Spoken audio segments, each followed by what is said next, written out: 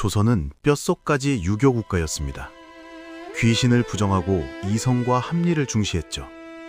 괴력 난신을 말하지 말라. 이것이 조선 사대부들의 굳건한 신념이었습니다. 그런데 이 엄격한 유교 국가의 심장, 조선의 궁궐 한가운데에 공식적으로 무당들이 출퇴근하는 관청이 있었다면 믿어지시나요? 네, 사실입니다. 그 이름은 바로 성수청. 비단 민간 전설 속에만 존재하는 이야기가 아닙니다. 국가의 흥망성쇠를 좌우하는 가장 은밀하고 강력한 힘, 그 힘의 중심에 섰던 한 여성이 있었습니다.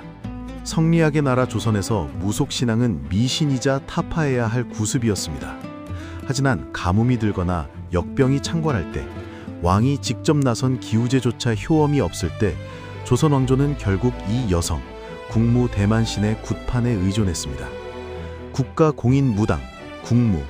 그녀는 과연 누구였으며 유교국가 조선에서 어떻게 성수청이라는 강력한 조직을 이끌고 왕실의 운명을 쥐락펴락할 수 있었을까요? 오늘 지식단골에서 그 비밀의 역사 속으로 깊숙이 들어가 봅니다. 먼저 국무 대만신이라는 호칭의 무게를 이해해야 합니다. 국무는 말 그대로 나라의 무당, 즉 국가에서 공식적으로 인정한 1등급 무속인을 의미합니다. 대만신은 수많은 신령을 모시는 가장 높은 경지의 큰 무당을 뜻하죠. 즉 국무 대만신은 조선시대 무속의 최정점에 선 압도적인 존재입니다. 그리고 그녀의 공식적인 근무처가 바로 성수청이었습니다. 조선 왕조실록 곳곳에는 성수청 무당들이 궁궐에 출입하는 것을 금하라는 신하들의 상소가 끊임없이 등장합니다. 하지만 출입을 금지하라는 그 빗발치는 상소들은 역설적으로 무당들이 이미 궁궐 깊숙한 곳자리 장악하고 있었다는 명백한 증거입니다. 조선 전기, 성수청은 도성 안에 당당히 위치해 있었고 나라에서는 국무를 포함한 수십 명의 무당을 정식으로 고용했습니다. 놀랍게도 그들은 나라에서 녹봉을 받았고 때로는 고위 관직에 준하는 예우를 받기도 했습니다. 단순한 미신 종사자가 아니라 국가 위기관리 시스템의 일부였던 것입니다. 그렇다면 나라에서는 왜 이들에게 그토록 파격적인 대우를 했을까요? 그것은 국무 대만신이 실제로 보여준 눈으로 보고도 믿기 힘든 신기한 업적들 때문이었습니다. 가장 대표적인 것이 바로 기우제입니다. 가뭄으로 땅이 쩍쩍 갈라지고 백성들이 굶어 죽어갈 때 조정에 내로라 하는 사대부들이 명산대천을 찾아가 유교식 제사를 지내도 하늘은 꿈쩍하지 않았습니다. 왕이 반찬수를 줄이고 뜨거운 햇볕 아래 맨 땅에 엎드려도 비 한 방울 내리지 않는 절망적인 상황. 바로 그때 국무 대만신이 등판합니다. 실록의 여러 기록을 보면 유교식 기우제가 모조리 실패한 뒤 마지막으로 무당들을 모아 취무 기우제를 벌였다는 내용이 자주 등장합니다. 수십 명의 무당을 이끌고 며칠 밤낮을 쉬지 않고 방울을 흔들며 신령과 접신하는 대만신. 그리고 놀랍게도 그토록 기다리던 폭우가 쏟아져 내립니다. 세종대왕 시절에도 비를 내리게 한 무당들에게 큰 상을 내렸다는 기록이 있을 정도로 그들의 영험한 능력은 사대부들의 합리주의를 철저히 무력화시켰습니다. 또한 내의원 최고 어이들조차 원인을 알 수 없어 포기한 왕실의 기괴한 질병을 고쳐낸 것도 대만신이었습니다. 이를 구병이라고 하죠. 악귀가 쓰여 발작하는 왕족의 처소에 들어가 검은 기운을 몰아내고 생명을 살려내는 일. 눈앞에서 벌어지는 이 압도적인 기적 앞에서 콧대 높던 유학자들도 꿀먹은 벙어리가 될 수밖에 없었습니다.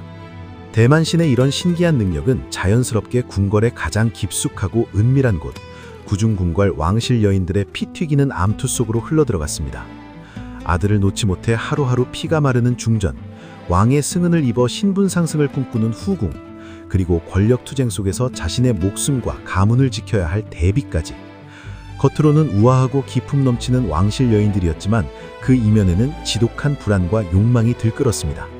그들에게 기적을 행하는 국무 대만신은 막힌 속을 뚫어주고 미래를 점쳐주며 정턱을 제거해주는 유일한 구원자이자 절대적인 비선실세였습니다. 가장 대표적인 사례가 바로 명종 시기의 절대 권력자 문정왕후입니다. 강력한 수렴청정으로 조선을 흔들었던 그녀는 무속을 깊이 신동하여 성수청의 위상을 크게 높였습니다. 실록에는 궁궐 안의 여인들이 무당을 불러들여 구슬하고 심지어 정턱을 저주하는 방수를 행했다는 끔찍한 기록들이 심심치 않게 등장합니다. 더욱 소름 돋는 것은 국무들이 조선의 가장 민감한 문제인 왕위 계승에까지 깊숙이 개입했다는 사실입니다. 신들린 주술로 정잭의 아이를 유산시키거나 자신이 모시는 여인의 아들을 왕으로 만들기 위해 은밀한 부적을 묻기도 했습니다.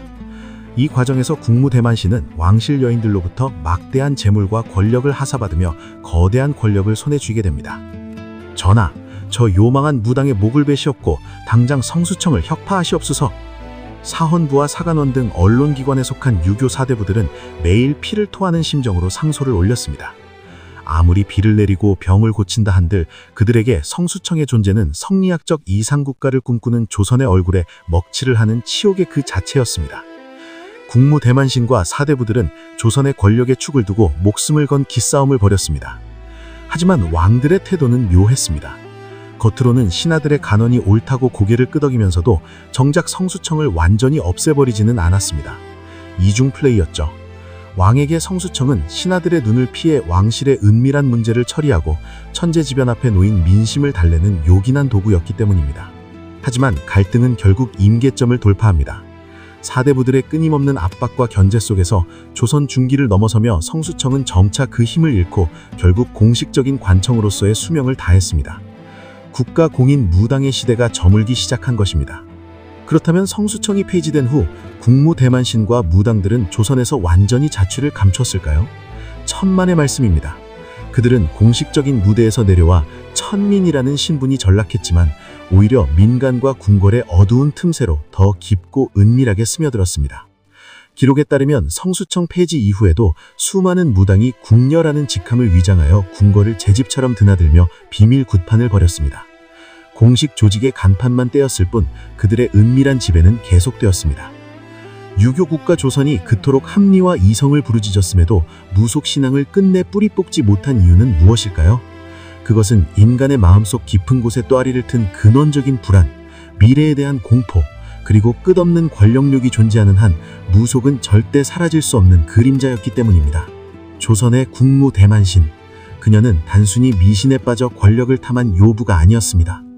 그녀는 유교라는 고상하고 완고한 이념의 장막 뒤에 숨겨져 있던 조선 왕조의 가장 날것 그대로의 욕망과 나약함을 비추는 묵직한 거울이었습니다.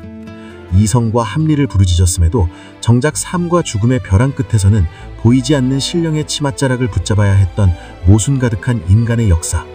국무대만신은 그 숨겨진 역사의 가운데에서 오늘날 우리에게 깊은 질문을 던지고 있습니다. 다음 시간에도 지식의 단골 여러분을 만족시킬 흥미로운 역사 이야기로 찾아오겠습니다. 흥미로우셨습니다. 여러분의 구독과 좋아요는 저희에게 큰 힘이 됩니다.